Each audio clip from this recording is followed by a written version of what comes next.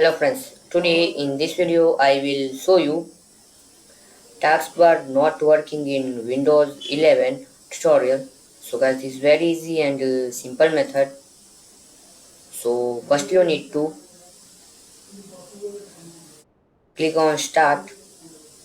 Now type command prompt as CMD shortcut form. Click on run as the admin status.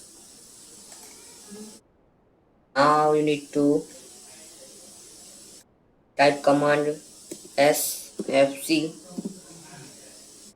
space slash scan now.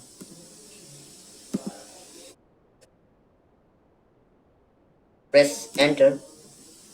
If this processor will be completed, this will be 100%. So you need to type this command line. You see this command line. If you comment, so I will give in description box. So it and paste it.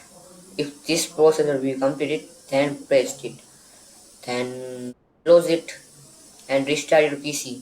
After restart, your all problem will be fixed. So thanks for watching. Please like and subscribe my channel. Please comment this video work for you or not.